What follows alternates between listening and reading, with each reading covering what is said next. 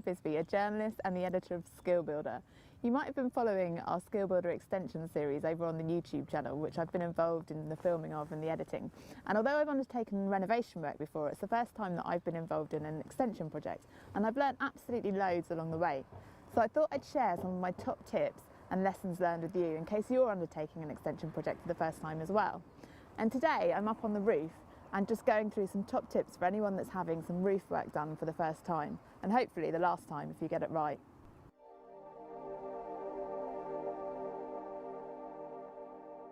Breathable membranes. Believe it or not all membranes are breathable, even the ones that say they are. So it's always worth making sure that your roofer's investing in a decent brand, like this one, that's got all the necessary accreditation.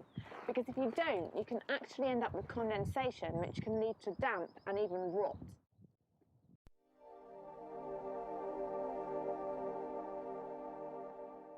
Not all roofers know this, but modern large format tiles need a fixing on every single tile. The old method of fixing every fourth or fifth tile is no longer acceptable, and the reason is that there's a failure rate in storms where the tiles then blow off. But if you adhere to the modern standards, there's a zero failure rate.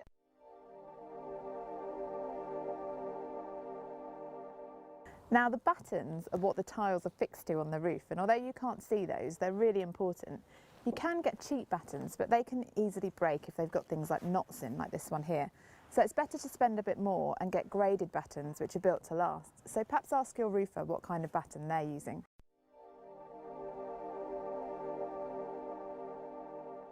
Now this is the headlap, and this is the overlap between each tile. This varies according to the pitch of the roof, but watch out for roofers who might try to reduce the overlap to save on tiles.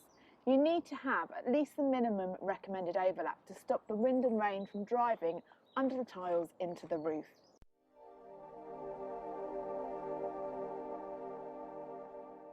So roof tiles used to be fixed on with sand and cement, but this has got a really high failure rate, so modern standards call for mechanical fixings to be used, especially on the ridges, hips and verges, and on the ends you even need double fixings.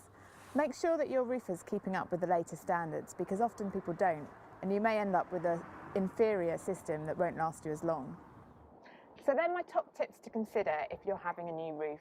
Please feel free to add your own comments and experiences and even your own top tips. Thank you very much for watching, and don't forget to subscribe.